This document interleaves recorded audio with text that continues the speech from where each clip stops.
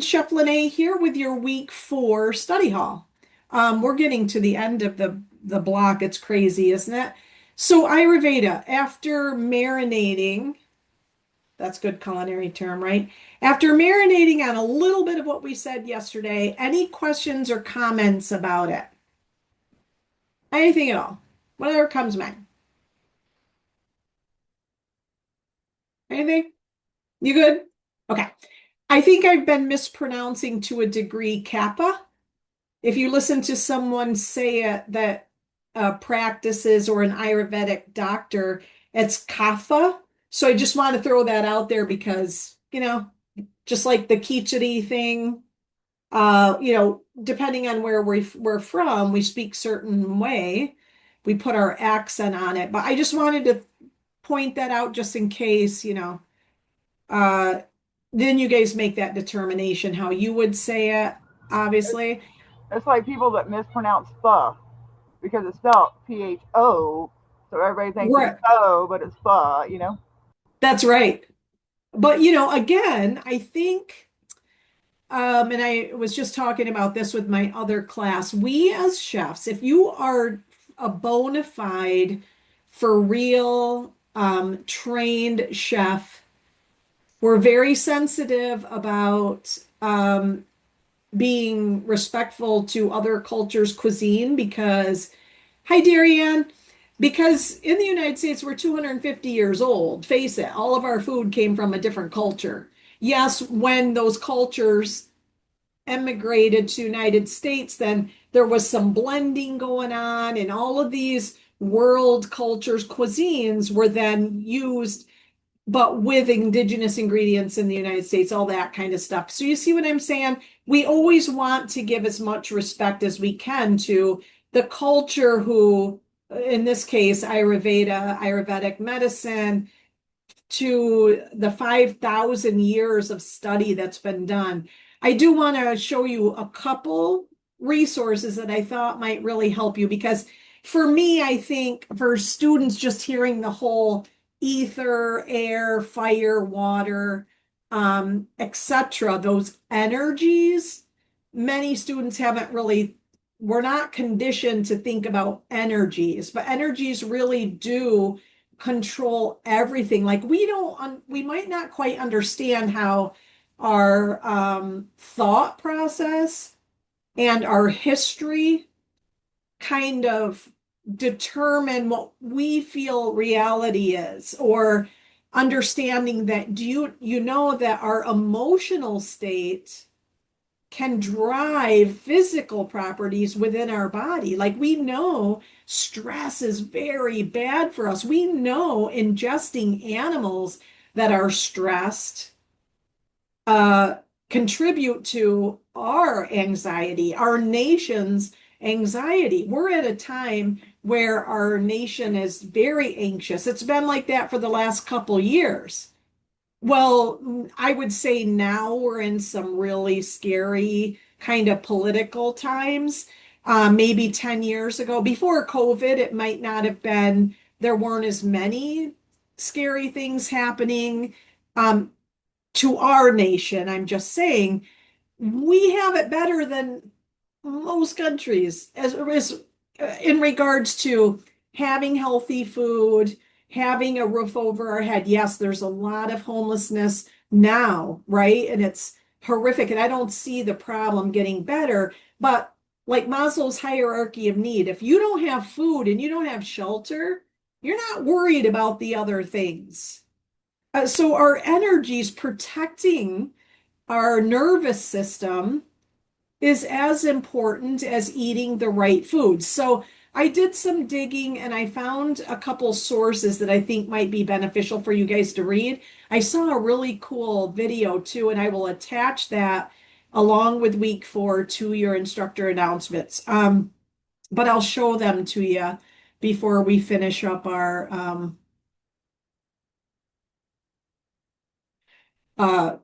our presentation there. So this was one of them. I liked how this one words it.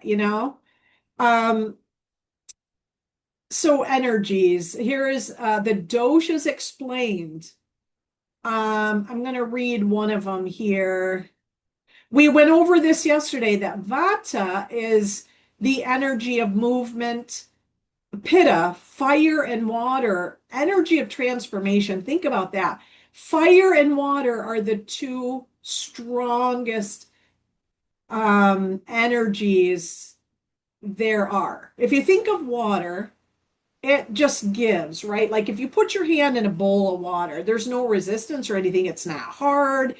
It just gives. But a body of water can destroy a human or homes or everything. There's nothing stronger than water, just depends on the situation, and fire as well, right? um so keeping everything in balance, no problem. And then kappa, energy of structure and stability. So what I thought was cool down here, let's look at vata. So why do we want to know our dosha? Because each dosha has strengths and weaknesses based on energies that we are governed by. So here's a breakdown of vata. And it's all here. There's vata, there's pitta, and kapha or kapha. And you eat a certain way to balance the pros and cons of your doshic energy. So let's read it. Pitta represents fire energy. It controls digestion. Fire energy controls digestion, metabolism, body heat, vision, and intellect. Pitta individuals are driven, focused, ambitious. And that's why in the dosha test, you are answering those questions as to, you know, your intelligence and ambition and whether you're focused. Yes, Angie? I'm sorry. As it says, like body temperature and all that, considering the fact that I'm going through menopause, Oh, by following some of this, will that help regulate any of this craziness? oh, that's a good question. I don't know 100%, but I will say this. When you answer the questions to learn your dosha, you would take your whole life into consideration and not this period in time with something going on with your body that's like not the norm. I've been through menopause. I had to be thrown into it because I had to have an emergency surgery at 50, and I couldn't take any hormone replacement therapy because I have too much cancer in my grandmother's. So I was crazy for a while. But guess what? I've balanced completely, I don't know, 4 or 5 years, and I think like I'm back to. I know I have yearly blood tests, but I don't like get my hormone levels checked and all that. A um, a Ayurvedic practitioner or medical person would know what to tell you about that. And yes, you would eat different foods for that. For example, I'm going to guess because I am not, I mean, they go to school for 8 years. It's not just that they practice with their family and they are it's a medicine, but holistic. So it's different than our mentality here where something's broken, we have to fix it. We are treating symptoms instead of honoring prevention, right? So the Ayurvedic practitioner could help you and tell you what you would eat during this period of time in your life with this particular issue. Does Okay. that make sense? Yeah. Yes, ma'am. Uh-huh. But I've Yeah, I've like, always been like sweat and warm temperature and all that my whole life. But then of course I hit menopause and now I feel like I'm in an inferno. So I was just curious, since I do fall kind of into this, I'm a mixture like you with the pitta and the vata or whatever. uh-huh. Uh, but I was just curious if I do change some of the eating habits, will it contribute? But okay, I will. If you let me know later how to spell that. The person you were saying I should look to for that information, if you don't mind, because this is hell. Okay, and you know because you've already gone through it. Okay. Yeah, Thank you.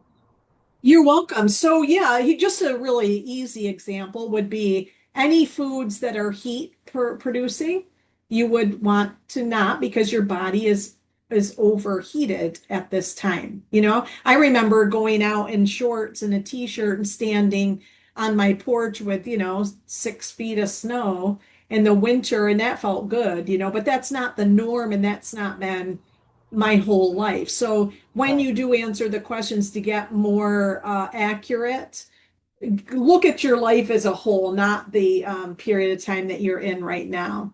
So, um, so Pitta represents fire energy, and I read that. Um, and we know, like, uh, driven, focused, ambitious. I know that I'm mostly Pitta and Vata, it's almost 50-50. I'm not focused. You probably have noticed I am all or like the thoughts in my head do not stop. I'll be at my computer and I'm like thinking of four things I want to do, away from this room, all day long. So I can focus myself, but I work best under pressure. And you guys might know some of those things about yourself. So it's good to put some mental energy into that and say, okay, how can I naturally and holistically work on this little problem that I have? Because it does become a problem. When you put stuff in, and we all can laugh and say we do this when we get older. You guys have probably experienced this. You put stuff in the laundry, in the washer, you go on and do something else. You didn't start the washer, right? I never finish the dishes before I walk away and do something else. I might start vacuuming. It's like, why not just finish it and be done and let the water out and all the things? That's something I have to put energy into to control.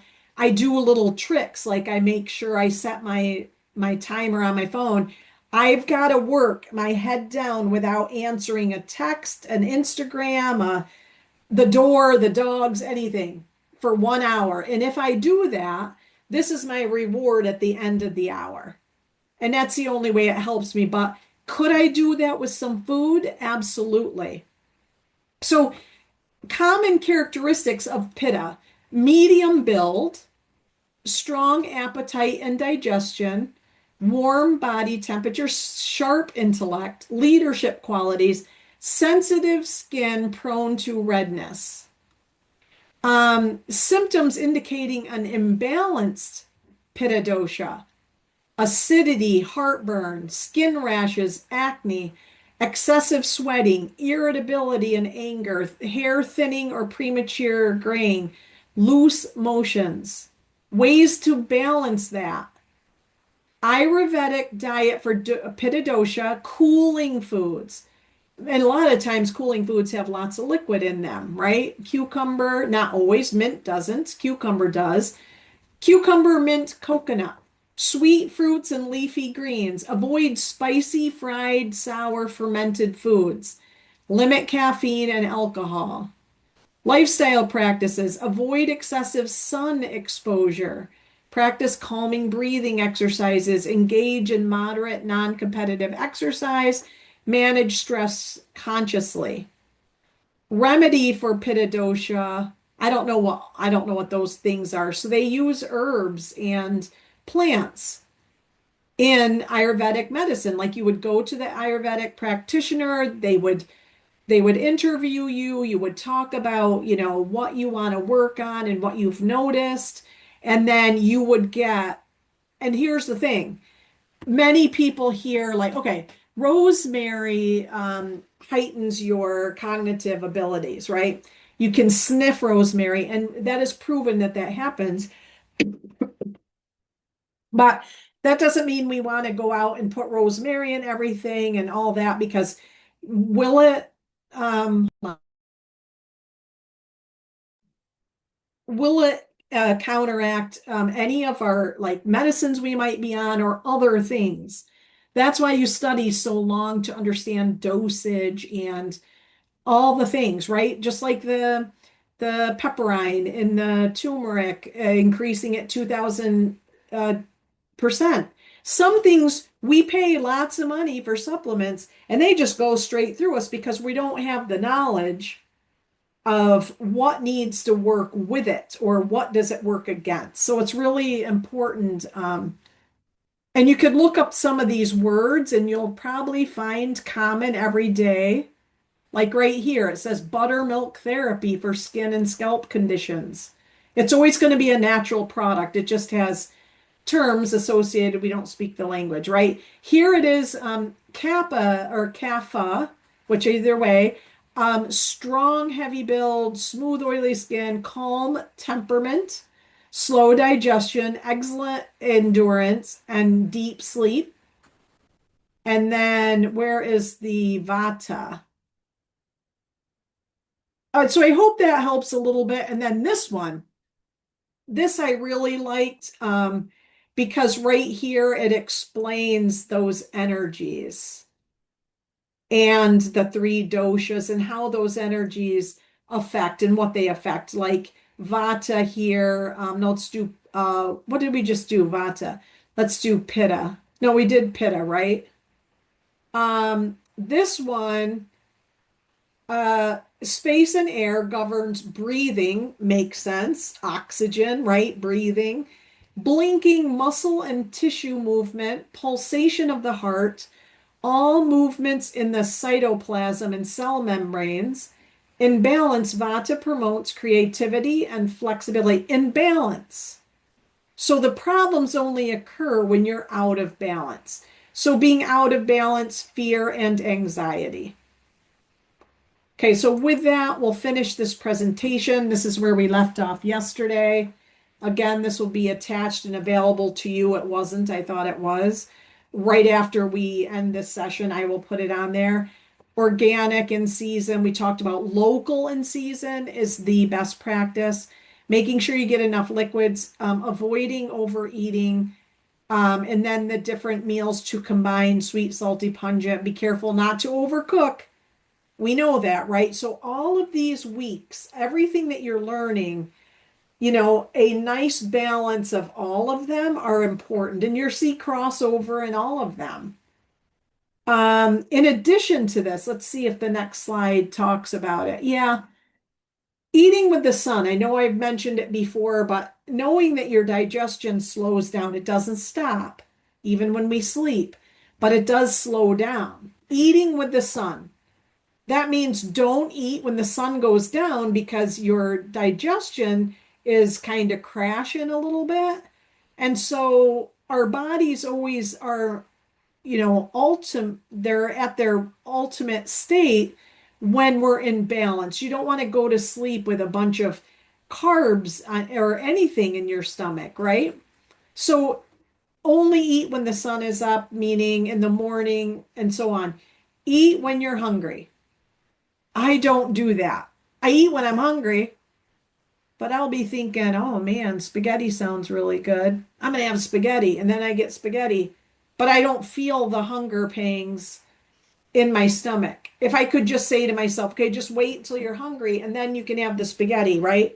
Be present, avoid distractions. Americans do not do this, to save time because we're like burning the candle at both ends. We are eating in the car. We're eating when we're sitting. Not that you want to stand and eat, but it'd probably be better. But at least dining with someone else who you really enjoy their company, you're in good energy and your mind is, and it's a happy time. Eating like that instead of like slow food, the slow food movement, slow it down, eat when you're hungry, eat when you're happy, eat for reasons for our sustenance, and eat things for a reason. Those are the premises behind mindful eating.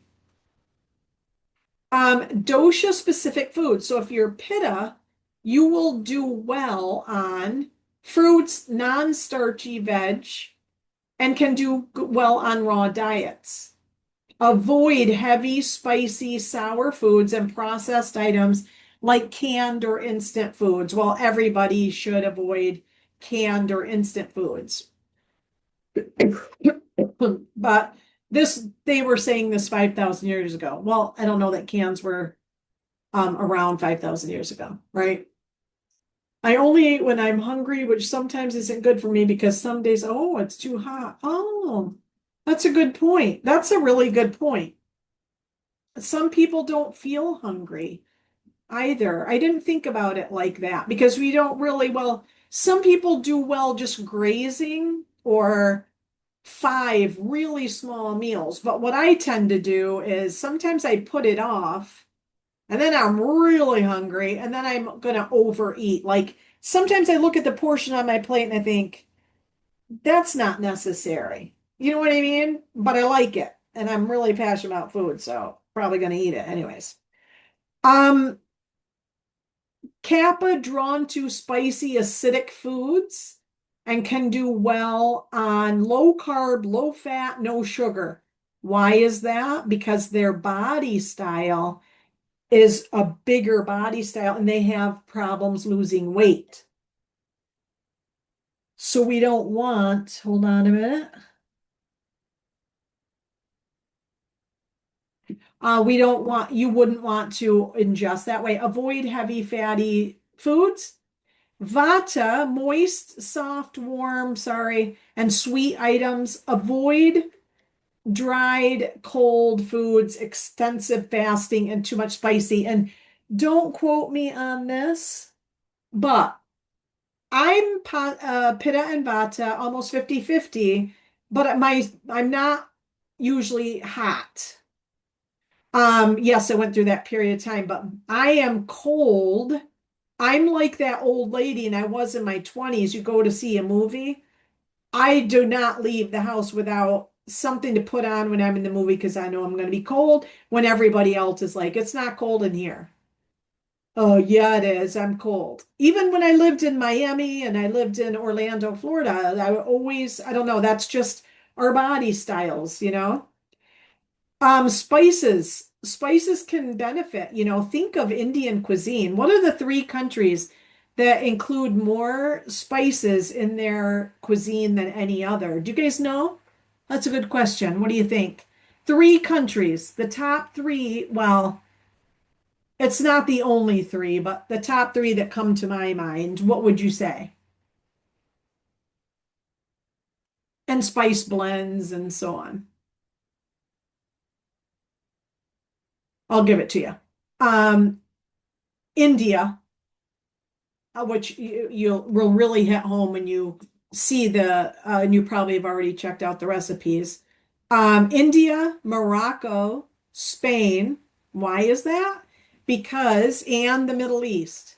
It's right along the spice route where countries were fighting over spices. Hello, Chef. I'm sorry I'm Hi. late. Oh, there you are. Hi. Hi, Bri. Hi. I was thinking also the Caribbean Isles, and they like a lot of spices and stuff like that as well. And do you know why?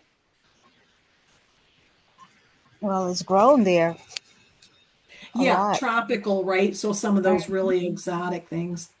But Right. historically, it's because, okay, Spain paid explorers, the Queen of Spain, to come down through, and well, actually, after the fall of the Roman Empire, but they traveled the spice route looking for these exotic spices. They were for the wealthy only. You know, common people didn't have seasonings or, salt. That's why he's not worth his salt. Like it was rationed. Sugar back in those days was 1 teaspoon was $5 of modern currency. That's how expensive it was. Like you just didn't have it. Common people didn't have it. So when Spain and Christopher Columbus went through the Caribbean and up into North America, and that's when the slave trade happened and all the things. All of those cooking methods and spices and so on And, many cultures were desecrated for spices from the British, the French, and the Spaniards. And then, okay, so then all the spices they discovered growing, like Bry is saying, in this tropical environment are then spread. And that's how Puerto Rican, for example, just an example, Dominican Republic, and so on, that food styles and techniques were brought by the Spanish into Mexico. But then dishes were created with whatever was indigenous to the region where they were at that time. So there's correlation between spices and health. All spices, for the most part, were medicinal first for either aromatherapy or used in embalming or used to mask bad flavors of meat and all of those things.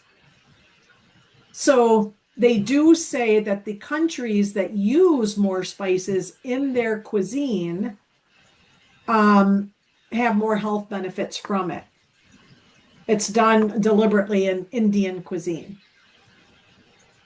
So spice blends, garam masala, that's the one, I don't know, it's 5 or 7 spices. It's different, whomever puts it together. Just like the spices used for tagines in Morocco. I bought it formulated in Morocco and brought it home, and it's much better than if I just read the amounts and the spices and put it together myself, because we're talking about a culture that they developed this type of cuisine, talking about the tagine. So garam masala, if you can't find it, you can just use the individual spices. Look it up. It's different. Different regions have different garam masala, but it's kind of like our chili powder. Chili powder, and I don't mean chilies that are ground. I mean chili powder, which we know we put in chili in the North America, has onion powder, garlic powder, ground chilies. Yes, it does, but it's like 5 different things.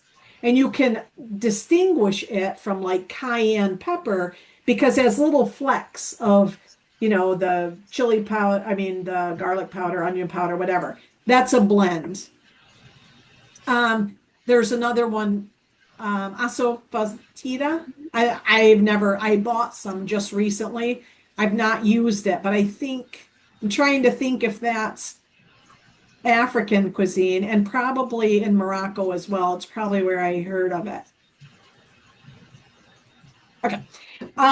It's important to recognize spice blends. Have different iterations, meaning, and then we just talked about that. So it just depends. Like Mexican cuisine is among some of the most versatile because abuelas, and I think I know that's the Spanish word for grandmother, but grandmothers and mothers and people handing down these recipes within their family put their spin on it. One grandmother didn't like cumin, so cumin doesn't get put in there. And then you have this in your family every Christmas, and people tend to make it the same. You might come upon someone who's like, I like a little cumin in mine, you know what I mean? So it's important. And what's really cool is doing these things in your own kitchen. One, it creates a lot of buzz and interest on a menu. Like I like to make variations of seasoned salts, and it's a way to preserve. Like at the end of the summer, I'm doing whatever I can to keep this product. Like I've got tons of lavender and mint and basil and cilantro. How do I use it? Well, grind it up in some salt, and I'll now have it for 2 years. Because salt's a preservation, it takes down some of those fat tom characteristics and food doesn't spoil.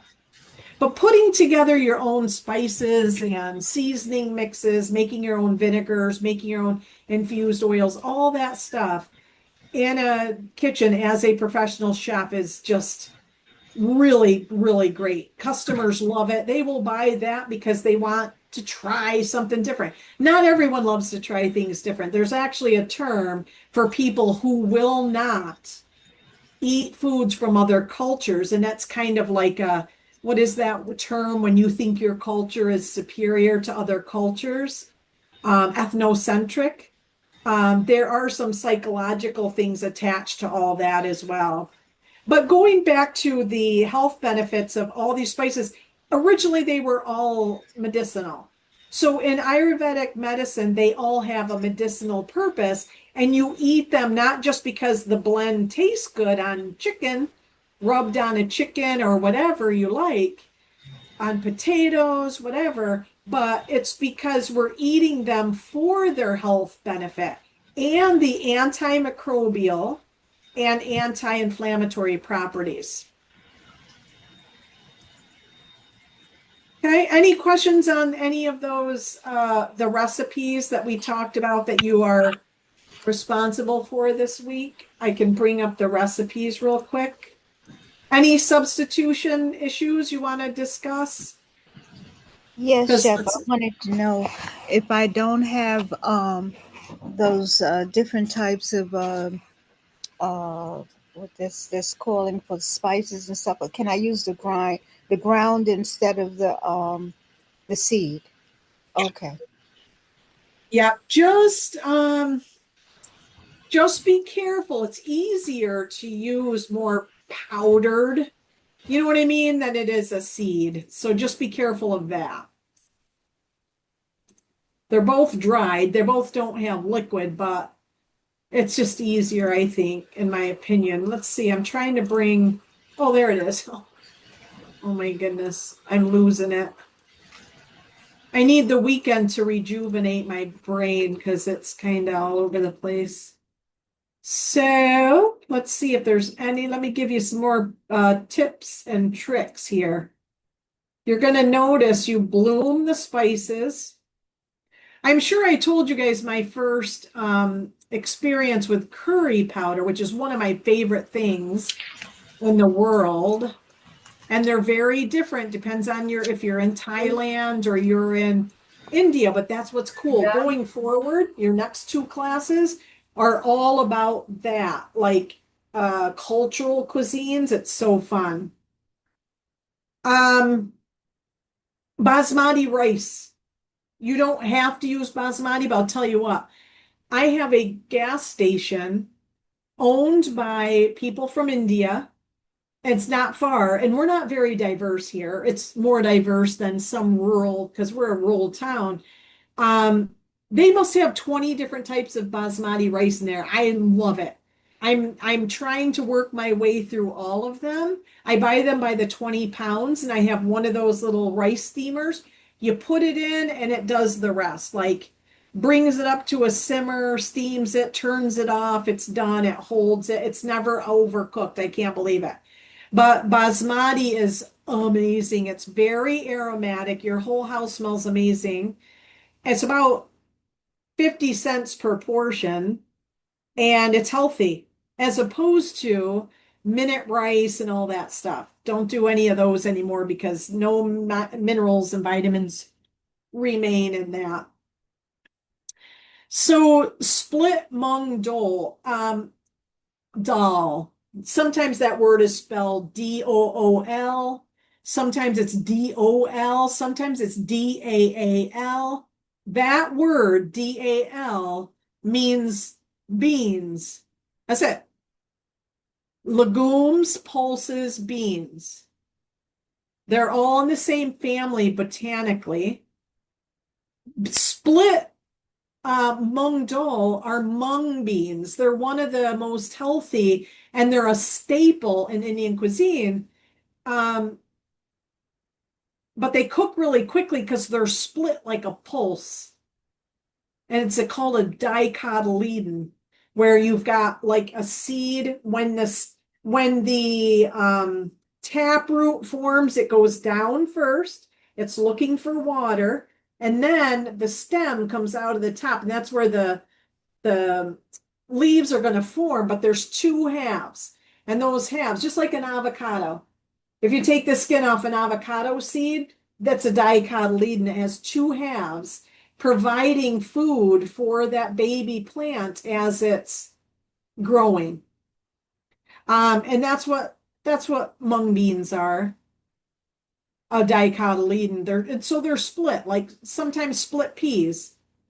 So that must mean if they're the same, botanically the same plant, peas underneath their outer coating split into two, and that's what we call a pulse.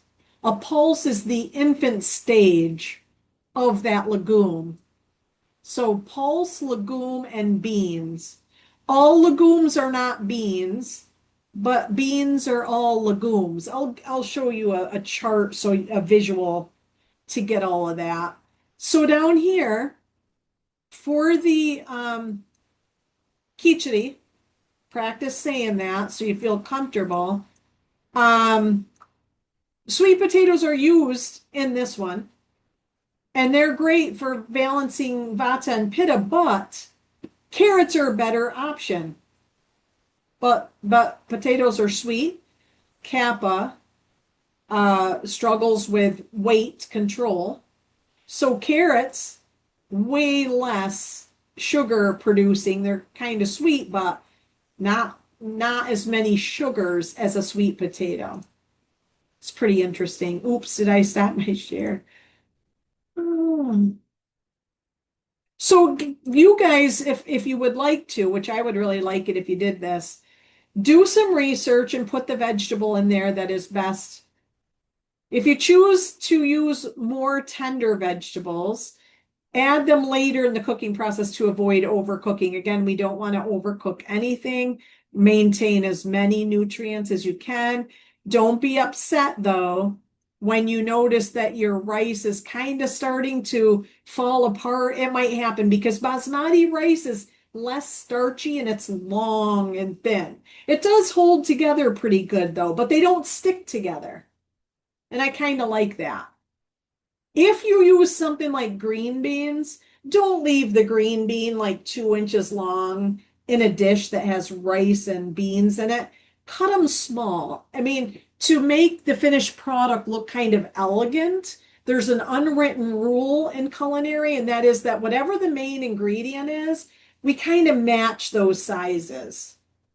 Even though contrasting shapes make for a more interest for the diner when they see that plate, but still, it just looks funny, you know? So that's your khichdi. Use anything you want, not the split mung dal. If you can't find it, don't go to 4 grocery stores. The korma, um, same thing. You've got all these spices you're gonna bloom, and then everything cooks together and it braises. Full fat on your coconut milk because we really want this jus. And when I grade, I look at that jus. It shouldn't be dried up. If it's dried up, you overcooked it or something. We should have cooking liquid um, left over from the cooking process.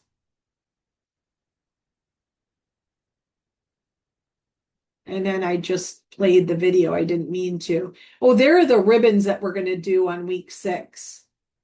So see how small those seed pockets are? You can absolutely use it. All right. Ginger, chili, and onion. Now those chilies, you can use any mild chili. You could use a hot chili, whatever you want. That doesn't, when I always used to think of chilies, I used to think of those can of that you put in like Mexican stuff, or I put them in my chili. The word chili just means lots of different chilies in there. Typically, it's like pasilla or poblano, what are they called? I have them in my pantry. The ones that typically go in mole. Um, Guadalajara. I don't remember. Anyway, you get my idea. Anything. Really great flavors there. Sweet potatoes, carrots, and beets. Some of you might say, "Oh, I don't like beets. Tastes like dirt." In my 20 years of cooking, of teaching, I've run across a lot of students, and that's either people love it or they don't like it. Even people that don't like beets like this dish. It's pretty good. Down here, while this recipe is designed to balance the Vata dosha, the spices and vegetables can be adjusted to balance either Kapha or Pitta doshas. Generally, cardamom, cinnamon, and cumin are seen as tri-doshic spices, meaning if your body constitution is a mix of Kapha, Pitta, Vata, which is possible, then these are good for all of those doshas. However, mustard seed and clove should be removed or substituted for pitta constitution. So if you're 60 pitta, 40 vata, then do what's best for your pitta constitution. When adjusting the vegetables, if you're including more tender vegetables, use green beans, add them later. So what I would really like is where you submit your link, if you would give me an explanation, like, hey, sure, I'm not using the beets. I did some research and I know that green beans are better for my dosha. That's why I use those. I would really love that. Because when I'm looking and grading and everybody's looks different, I'm like, oh, okay, what did they do? Something looks weird, you know. If you can, I would appreciate that. That'd be nice. And then lastly is the tea, easy peasy. Please don't forget your peppercorns. I'm not sure why it's not in this video because I didn't write the recipe, but you always want pepper in your turmeric tea. And it's really good. Like you get used to it. Um, I, unless, I don't know, in case maybe pepper is bad for one of the doshas, I don't know. But my mom used to get these big boxes of turmeric tea. And the first time I had one, I'm like, what is that? Like, that's so, it's hot, like pepper. And then I got used to it. And now I really dig it, you know? So do not forget your pepper. Best way to do it is take peppercorns and throw some on your clean cutting board and then just with a saute pan or something, crack it. Just smack them and throw it into the mix, and then you're going to strain them out anyway. But you crack them so that you can get that beneficial stuff out of it. I'm thinking if I wrote that word pepper, maybe, you know, having thunderstorm. Okay, awesome. I mean, not awesome. I hope you're okay. Let me know if you guys need anything, and that's a wrap for today. Hey, that's why I was gonna let you know. It's been storming really bad in my area, and then all the way to next weekend it's storming. So if I be a little late on, so I will reach out to you, Chef. I'm just letting you know it have been thunderstorms that you brought it up. Okay, yeah, I got you, not to worry, but Okay, just this week. yeah, just know that last day, Sunday, the 16th, Yes. I can't do anything, but up until the 16th, Oh yeah, yeah, we good. that's enough time. Yep, yep. Thank you. Awesome.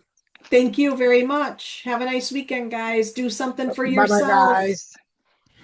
Bye bye. Bye.